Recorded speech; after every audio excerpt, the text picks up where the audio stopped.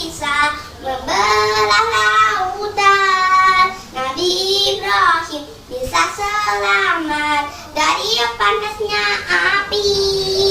Nabi Isa bisa menyembuhkan orang yang buta. Dan Nabi Nuh bisa membuat kapal yang besar.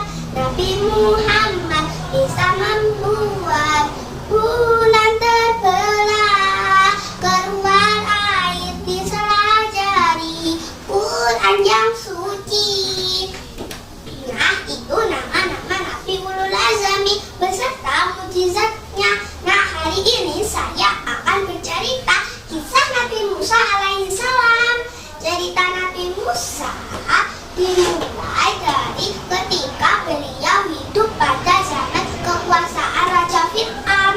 Raja Fir'aun, Raja Mesir yang sombong. Ia bahkan mengaku bahwa dirinya Tuhan. Pada zaman itu masyarakat sangat mempercayai peramal. Peramal kepercayaan Raja Fir'aun datang ke istana. Mereka mengatakan bahwa tak lama lagi akan lahir seorang bayi laki-laki dari Bani Israel yang akan menggantikan kekuasaan Raja Fir'aun di Mesir. Mendengar hal itu, Raja Fir'aun pun sangat marah. Ia mengumumkan ke seluruh penjuru negeri bahwa siapapun yang melahirkan bayi laki-laki itu harus dibunuh. Ibu Nabi Musa pun gelisah.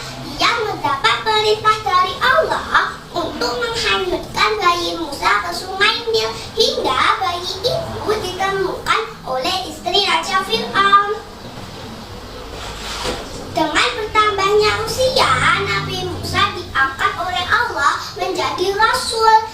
Ia ditugaskan untuk mengingatkan Raja Fir'aun agar segera bertaubat dan tak menganggap lagi bahwa dirinya Tuhan. Nabi Musa mengatakan bahwa Tuhan yang sesungguhnya hanyalah Allah.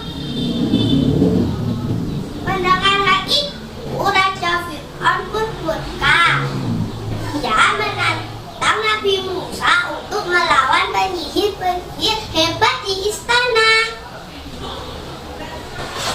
Dengan kuasa Allah yang merubah tongkat Nabi Musa menjadi ular yang besar, sehingga Nabi Musa bisa mengalahkan penyihir tersebut. Suatu ketika Mesir dilanda musim kemarau panjang. Persediaan air telah habis di mana-mana. Raja Fir'aun menyuruh tentaranya untuk mencari air di negeri lain. Di tengah perjalanan, tentara Raja Fir'aun tak bisa menahan haus dan diminumlah air yang diambil tadi, dan tersisa segelas saja yang dibawanya ke istana. Raja Fir'aun pun merasa bingung dengan kondisi tersebut. Saat kebingungan melanda Raja Fir'aun, salah satu tentara mengusulkan kepada raja untuk memanggil Nabi Musa. Raja Fir'aun pun setuju dan dipanggillah Nabi Musa ke istana. Nabi Musa diminta oleh Raja Fir'aun untuk berdoa kepada Tuhannya agar menurunkan hujan. Raja Fir'aun berjanji jika doa Nabi Musa dikabulkan, Raja Fir'aun akan bertaubat.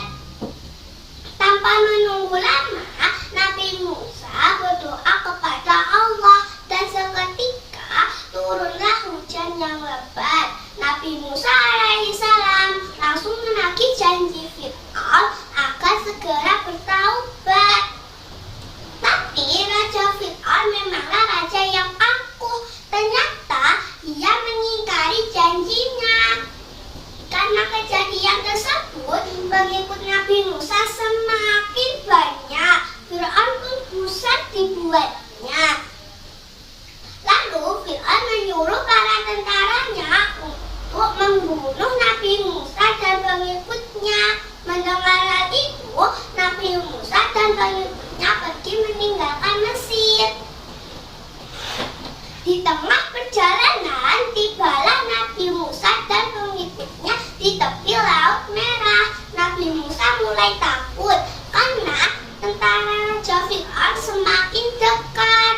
Lalu datanglah rahmat Allah melewati malaikat Jibril untuk menyuruh Nabi Musa memukulkan tongkatnya ke bibir laut, dan lautan pun terbelah menjadi dua.